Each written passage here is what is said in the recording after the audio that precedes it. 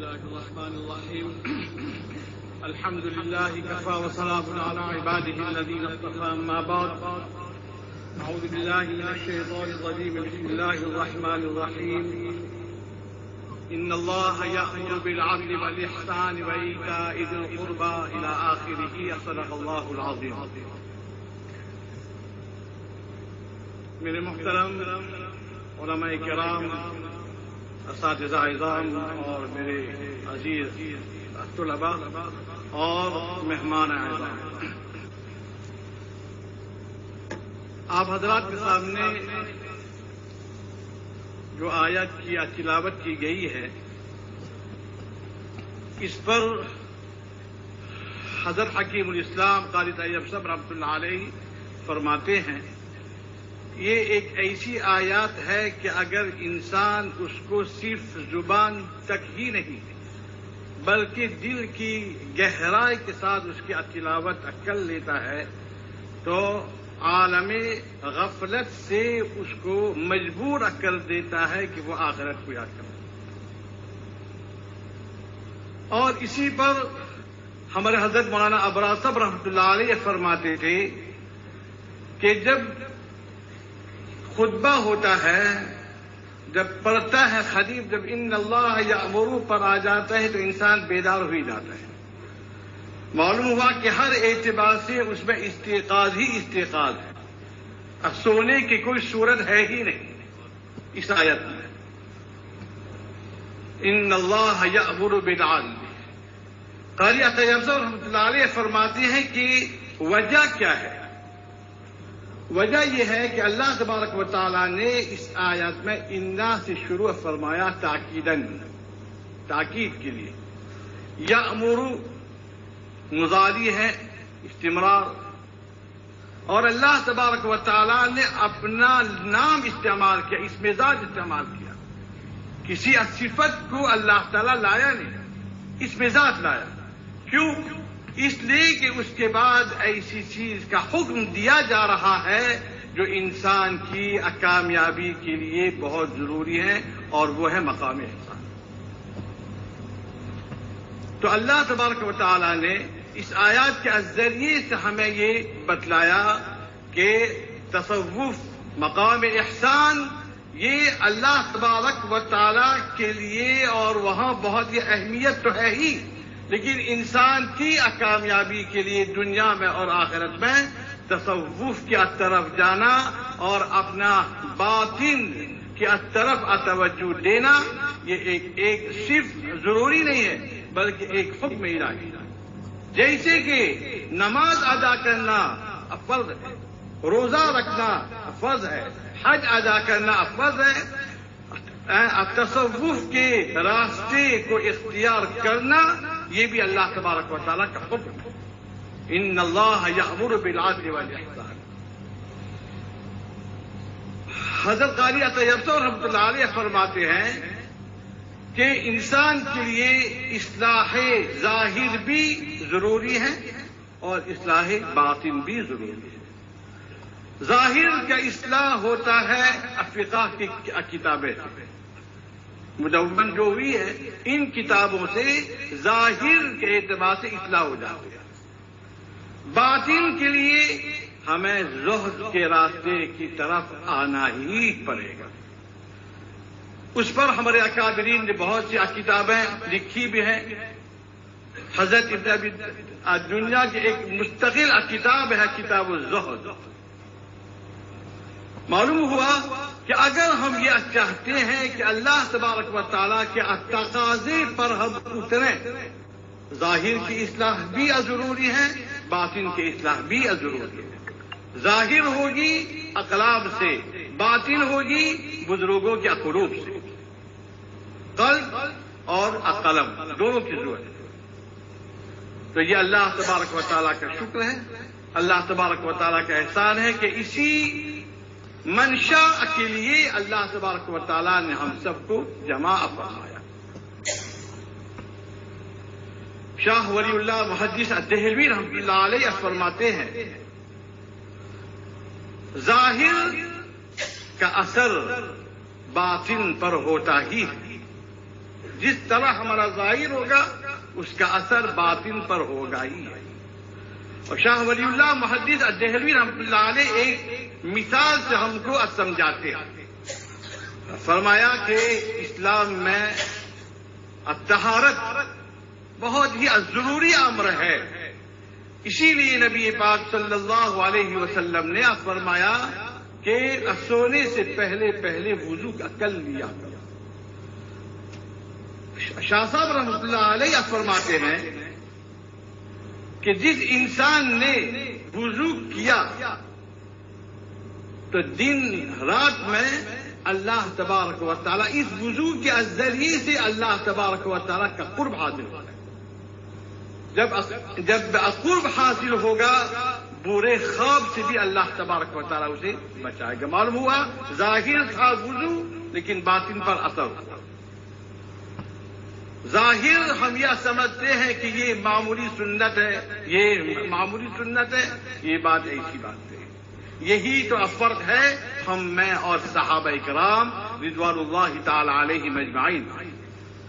ہم تو یہ کہتے ہیں کہ یہ تو سنت ہے، اس کو چھوڑ دو. صحابہ یہ فرماتے ہیں کیونکہ سنت ہے اس لیے میں اس پر عمل کرتا ہوں. وہ لوگ تلاش کرنے کے لیے جاتے ہیں اور ہم کیا کہتے ہیں چونکہ سنت ہے اس کو ترک ہم کر دیں. تو شاہ ولی اللہ رحمۃ اللہ علیہ فرماتے ہیں کہ ظاہر کا اثر باطن پر ہوتا ہے. پھر آگے ایک عجیب بات فرماتے ہیں جو ہم سب کے لیے معین مددگار، ہم سب علماء ہیں الحمدللہ. فرماتے ہیں شاہ صاحب کہ ایک ہے قرآن کا پڑھنا ظاہری طور پر اور ایک ہے قرآن کا پڑھنا باطنی طور پر. مثال دیا، فرمایا کہ ایک مرتبہ ایک بہت بڑے عالم حضرت گنگوہی رحمۃ اللہ علیہ کی خدمت میں تشریف لے گئے. تہجد کے وقت جب وہاں پہنچے دستک دی تو حضرت نے فرمایا کہ اس وقت آپ کی آمد، تو فرمایا کہ اصل بات یہ ہے کہ میں قرآن کریم کی تلاوت کر رہا تھا. دو آیتوں کے درمیان میں جو ربط ہے بظاہر نہیں ہے، بظاہر نہیں. حضرت نے فرمایا کہ آپ کل آ جاتے، اس وقت آنے کی کیا ضرورت پیش آئی. اب دیکھیے، یہ دیکھیے کہ جن کے قلوب میں اللہ تبارک و تعالیٰ کے نور ہوتا ہے ان کا جواب سنیے. فرمایا کہ اگر خدا نخواستہ رات کے وقت میرا انتقال ہو جاتا میں اللہ کو کیا جواب دیتا، اس لیے میں اس وقت آیا. تو فرمایا کہ جو آیتوں کے مابین میں جو ربط ہونی چاہیے بظاہر نہیں ہے. حضرت نے فرمایا کہ آپ نے اس کا جواب دے دیا، کیونکہ آپ نے کہا کہ بظاہر نہیں ہے، اس کا مطلب یہ ہے کہ حقیقتاً ہے. لیکن اس حقیقت کو پہنچنے کے لیے صرف ان آنکھوں سے آپ نہیں دیکھ سکتے. قلب کے اندر جو انوارات ہے، جو آنکھیں، ان کے ذریعے سے آپ کو معلوم ہو. تو فرمایا کون سی آیت ہے؟ یہ اس لیے میں کہہ رہا ہوں تاکہ ہمیں قرآن کو سمجھنا ہے، اور اگر ہم قرآن کریم کی ہر آیات کے انہماج تک ہم پہنچ جائیں، آج کل کے جو سوالات ہیں ہم جواب دے سکیں گے، ورنہ نہیں. معلوم ہوا کہ بغیر تصوف آپ ان حضرات کو تسلی بخش جواب نہیں دے سکتے. تو فرمایا کہ میں پڑھ رہا تھا وَلَا تَأْكُلُوا أَمْوَالَكُمْ بَيْنَكُمْ بِالْبَاطِلِ، اور اس کے بعد آ گیا يَسْأَلُونَكَ عَنِ الْأَهِلَّةِ، بظاہر کوئی رب نہیں. اب دیکھیے اگر آدمی کے قلب میں اللہ تعالیٰ کے انوارات نہیں ہے تو آپ اس کا جواب دے ہی نہیں سکتے. صرف ظاہری طور پر قرآن کا پڑھنا یہ کافی نہیں ہے. تو فرمایا کہ ایک عجیب ربط ہے. پھر بتلایا کہ چاند جو ہوتا ہے، چاند ابتدا میں باریک ہوتا ہے، پھر آہستہ آہستہ موٹا ہو جاتا ہے، روشن ہو جاتا ہے، لوگ اسے دیکھتے ہیں ایسی روشنی آ رہی ہے. پھر ایک دو دن کے بعد جو ہے نہیں ختم ایک وقت آپ اپنے ساتھ اٹھائیں گے معلوم ہو جائے گا. تو جس انسان نے اپنی تجارت میں یا کسی چیز میں مال باطل کو ملا دیا ابتدا میں 1 دکان 2 دکان 3 دکان، پھر آہستہ آہستہ برکت ختم ہوتے ہوتے آپ کے پاس پھر باقی گیا۔ یہ قرآن کریم ہے۔ تو قرآن کریم کو یہ سمجھنا کے لیے صرف ظاہری طور پر اپنے آپ کو پیش کرنا یہ کافی نہیں ہے۔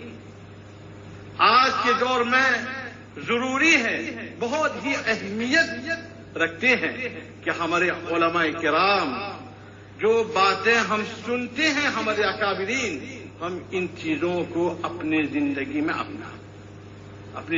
اپنا۔ امام احمد بن حنبل رحمت اللہ علیہ بہت بڑے امام گزرے، جانتے ہیں سب، لیکن سید الطائفہ جنید بغدادی رحمت اللہ علیہ کی خدمت میں جایا کرتے تھے۔ آج کا مسئلہ یہ ہے، ہمیں شرم آتی ہے۔ یہ تو لطف کی بات ہے بھائی، کسی بڑے آدمی اللہ والے آپ کے پاس آ جائیں، آپ اس کی خدمت میں جائیں دل کے ساتھ اصلاح کے لیے، یہ تو بہت خوشی کی بات ہے۔ اگر ہمارے حضرت یہ کہیں میں تو یہیں رہوں گا 360 دن، میں بھی یہیں رہوں گا اور سب بچے یہاں رہیں گے، اگر ہمارے حضرت ارادہ کر لیں تو یہاں کی طرف سے تو ارادہ تو ہے انشاءاللہ۔ تو میں یہ کہہ رہا تھا، امام احمد بن حنبل رحمت اللہ علیہ جیسے شخصیت کہاں جاتے ہیں؟ سید الطائفہ جنید بغدادی رحمت اللہ علیہ کی خدمت میں۔ فرمایا کہ ایک سوال کرنا ہے۔ کون سوال کر رہے ہیں؟ سائل کون ہے؟ امام احمد بن حنبل رحمت اللہ علیہ۔ کن سے سوال کر رہے ہیں؟ سید الطائفہ جنید بغدادی رحمت اللہ علیہ۔ فرمایا کہ ایک سوال یہ ہے، بہت سے سوالات ہیں لیکن ان میں سے ایک سوال یہ ہے کہ آدمی جب نماز پڑھتا ہے رکوع میں غلطی ہو جاتی ہے تو اس کو کہتے ہیں کہ سیدھا سا ہو کر لو، قیام میں سیدھا سا ہو کر لو، سجدہ میں سیدھا سا ہو کر لو۔ قیاس کا تقاضا یہ ہے، رکوع میں اگر غلطی ہوئی ہے تو اس کا تدارک رکوع میں ہی ہونا چاہیے، قیام میں ہو تو قیام میں ہونا چاہیے، ہر وقت سیدھا سیدھا سیدھا۔ اب اگر ہم جیسے کوئی آدمی یہ سوال کر لے، ہم ہے جواب سید الطائفہ جنید بغدادی رحمت اللہ علیہ نے جو جواب دیا، فرمایا کہ نماز میں جو غلطی ہوئی ہے، کس نے غلطیاں کرائی ہے؟ فرمایا شیطان۔ امام احمد خود فرماتے شیطان۔ تو فرمایا کہ الشیطان کیوں ملعون ہوا؟ چونکہ وہ تاریخ سیدھا سے انکار کیا تو وہ یہ چاہتا ہے کہ اس طرح میں ملعون ہوا آپ بھی ملعون ہو جائے۔ تو جس حرکت کے ذریعے سے وہ ملعون ہوا، اللہ تعالیٰ چاہتا ہے اسی حکم سے آپ لوگوں کو قریب کرے۔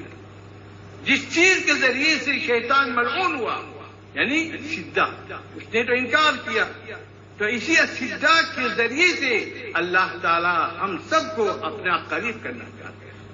تو یہ آئے گا کب؟ جب ہم اپنے آپ کو بزرگان دین کے قدموں میں پیش کریں گے انشاءاللہ۔ میں زیادہ طول بات نہیں کروں گا، بے ادبی بھی ہے لیکن حضرت کا حکم بھی ہے۔ اللہ تبارک و تعالیٰ اس مجلس کو خوب قبول فرمائے، اور اس موقع پر میں میرے تمام اساتذہ کرام اور میرے عزیز طلباء اور اراکین کمیٹے اور اہل قریہ کی طرف سے ہمارے حضرت کا بہت ہی شکریہ ادا کرتے ہیں، بہت ہی شکریہ ادا کرتے ہیں حضرت والا اور ان کے جو صاحبزادان جو ان کے ساتھ تشریف لائے ہیں، ان سب کا شکریہ ہم ادا کرتے ہیں۔ اور میں خود میرے نام سے میرے تمام اساتذہ کرام جنہوں نے واقعتاً اس مجلس کو رونق بخشنے کے لیے لیل و نہار کو ایک کر کے کوشش کی۔ ہم تو یہ نہیں کہتے ہم نے کیا، کوشش کرنا یہ تو ہمارا کام ہے۔ پھر الاتمام من اللہ، کوشش جو کی گئی ہے، میں میرے تمام اساتذہ کرام کو، میرے تمام طلباء عزیز کو اور اراکین کمیٹے کو میں بہت ہی شکریہ ادا کرتا ہوں، اور تمام مہمانان اعظام جو دور دور سے آئے ہیں، ایک وفد ساؤتھ افریقہ سے آئے ہیں، یہ ہمارے قاری اسماعیل صاحب جو ہے وہ بیچارے جب سے ان کو معلوم ہوا کہ حضرت تشریف آوری ہونے والے اس وقت سے انہوں نے مجھے فون کر دیا کہ کیا پروگرام ہے کس طرح. اصل میں یہ ہے طلب، یہ ہے طلب، اور بغیر طلب کے کوئی چیز ہمارے دل میں راسخ نہیں ہوتی. آ جاتی ہے لیکن راسخ نہیں ہوتی، اصل راسخ نہیں. تو میں ان تمام مہمان اعزام کا بھی میں شکریہ ادا کرتا ہوں، اور آپ لوگوں کی اضیافت میں جو بے ادبی ہوئے ہمارے طلباء عزیز سے، بچے ہیں بھی یا کسی سے بھی، میں ان سب کی طرف سے معافی کا طلبگار ہوں. اور اس موقع پر میں ضرور ہمارے حضرت مولانا نذیر صاحب دامت برکاتہ کا بہت ہی شکریہ ادا کرتا ہوں، جس فکر کے ساتھ اور جس طلب کے ساتھ انہوں نے اپنے اساتذہ کو جمع کر کے یہاں تک پہنچانے کی کوشش کی. اللہ تبارک و تعالیٰ ان کو بھی اجر عظیم عطا فرمائے. اللہ تبارک و تعالیٰ آگے کے پروگرام کو بھی بہت سہولت کے ساتھ، عافیت کے ساتھ اختتام تک پہنچائے. وآخر دعوانا الحمدللہ رب العالمین.